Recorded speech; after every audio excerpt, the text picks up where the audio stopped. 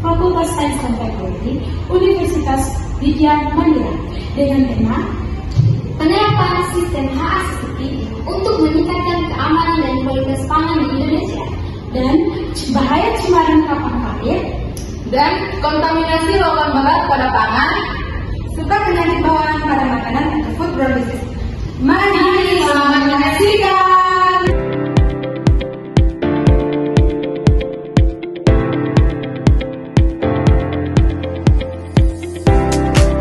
Nah, sekarang sudah ada bersama kami Miss Gita. Dan langsung saja kita mengenal. Halo, selamat pagi Miss. Apa kabarnya hari ini Miss? baik. Nah, terima kasih Miss telah meluangkan waktunya untuk kami. Langsung saja ke pertanyaan pertama yaitu teman saya Cika. Baik nih, terima kasih atas kesempatan. Di sini saya bertanya dua pertanyaan. Yang pertama, bagaimana sistem HACCP berperan dalam menjamin keamanan dan kualitas pangan di Indonesia? Baik, terima kasih atas pertanyaannya. Jadi kita harus mengenal dulu apa itu HACCP.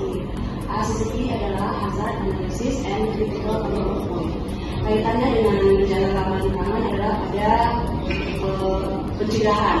Jadi bukan suatu kejadian terjadi dulu, jadi masalah keamanan pangan terjadi baru ada HACCP di situ. Namun HACCP hadir duluan untuk mencegah kasus terjadinya keamanan pangan. Yang pertama dengan cara hazard analysis atau menganalisis bahaya-bahaya yang ada dalam pengolahan pangan tersebut, baik secara fisik, kimia maupun biologis. Setelah itu kita menentukan CCP-nya atau Critical Control Point, di mana kita bisa melakukan pemantauan pada titik kritis dan pengendaliannya sebelum kejadian yang tidak diinginkan itu terjadi. Baik, Miss, terima kasih atas jawabannya. Yang berikut pertanyaan kedua, apa saja tantangan yang dihadapi pelaku industri pangan dalam menerapkan sistem HACCP yang secara optimal? Baik, ada beberapa faktor yang perlu kita ketahui bersama. Yang pertama itu adalah kesiapan dari industri tersebut. Apakah mereka sudah siap melaksanakan atau mengimplementasikan HACCP tersebut. Yang kedua tentunya adalah peran dari sumber daya manusia yang ada dalam industri pengolahan tersebut. Apakah mereka sudah mengetahui apa itu HACCP, bagaimana melaksanakan HACCP. Yang ketiga mungkin saya rasa adalah dukungan dari semua pihak untuk mengedukasi dan menginformasikan kepada pelaku industri agar mereka mulai bisa menerapkan HACCP dalam industri pengolahan. Baik, Miss, terima kasih untuk jawabannya. Nah, saya juga akan bertanya kepada Miss, bagaimana cara mencegah pertumbuhan kapang yang hamil pada makanan Miss?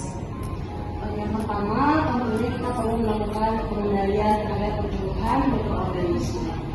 Jadi mikroorganisme tidak hanya kapang dan kamel, tapi juga ada bakteri. Namun karena karakteristik mereka yang berbeda, maka pengendaliannya pun berbeda. Yang pertama itu adalah dengan mengontrol suhu dan kelembapan dari makanan tersebut dan juga pH.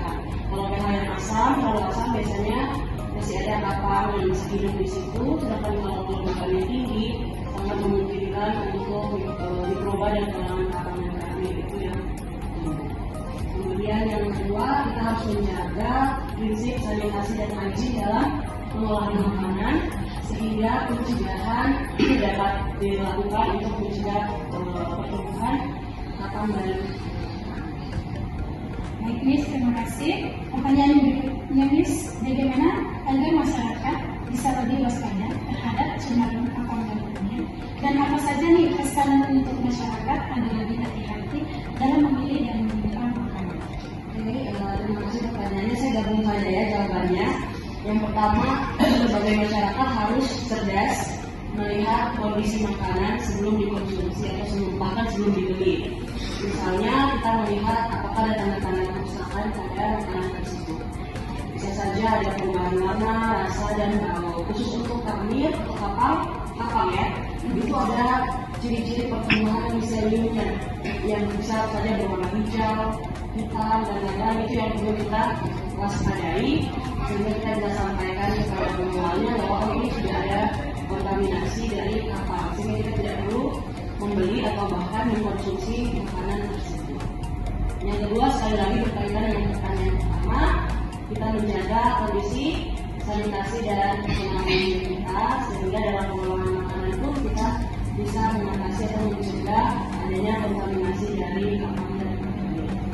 Kemudian yang berikutnya adalah perlunya ada edukasi di masyarakat terkait dengan keamanan pangan, khususnya kasus cemaran mikroba. Terutama dalam pertanyaan ini adalah kapan dan kamil, sehingga informasi terkait bahaya cemaran kapal dan kamil ini bisa secara luas lagi dipahami oleh masyarakat. Nah, biasanya bahaya yang ditimbulkan oleh kapal itu adalah adanya mikotoksin atau racun. Jadi walaupun kita sudah memasak makanan yang lain, mengolah makanan tersebut, namun karena toksinnya masih tersisa di makanan, kalau kita tetap konsumsi, maka kita akan mengalami resiko dari toksin yang dihasilkan dari jamur tersebut. Jadi sebaiknya kalau memang sudah ada tanda-tanda kerusakan, sebaiknya tidak dikonsumsi lagi. Dan kalaupun masih ragu-ragu, lebih baik tidak usah. Terima kasih, Miss. Baik, Miss, langsung saja ke pertanyaannya.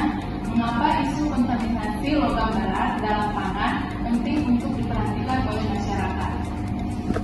Isu logam berat ini sangat penting untuk diketahui masyarakat karena reaksinya terhadap itu dapat menyebabkan berbagai gangguan dalam tubuh kita, bahkan sampai menyerang pada sistem saraf, ginjal, hati juga, sehingga akan memberikan dampak yang cukup signifikan terhadap kesehatan bagi orang yang mengkonsumsi pangan yang tercemar logam berat.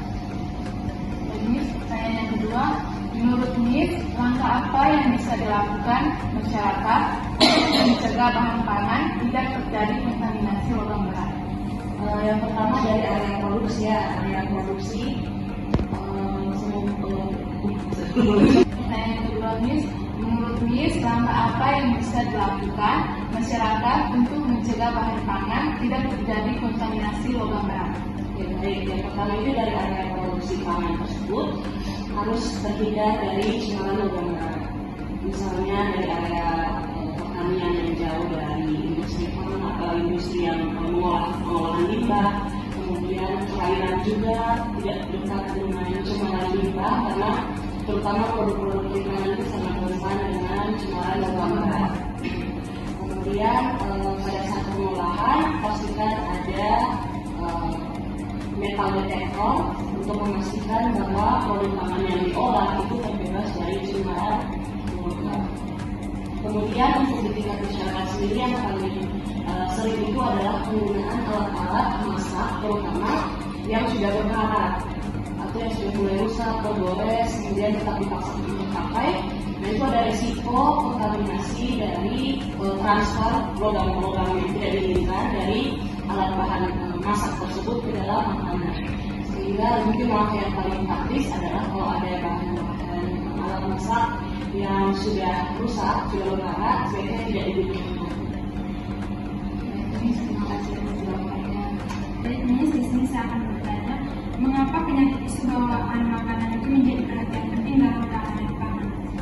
Oke, tentunya penyakit bawaan makanan atau yang kita kenal dengan bawaan varians ini akan menyerang keamanan, akan menyerang kesehatan dari masyarakat karena jika terjadi dalam skala besar akan membuat sistem kesehatan pun terganggu. Selain dilihat dari sisi kesehatan, tentunya masalah keamanan pangan ini, terutama untuk biogas juga akan menyerang aspek yang lain, misalnya ekonomi, produktivitas dalam bekerja berkurang karena orang yang mengalami kebutuhan biogas akhirnya tidak tersakit, tidak bekerja, kemudian akan terhubung juga dengan kegiatan ekonomi dalam kesehariannya. Dan jika ini terjadi dalam skala besar, tentunya juga akan membawa dampak yang disakitkan.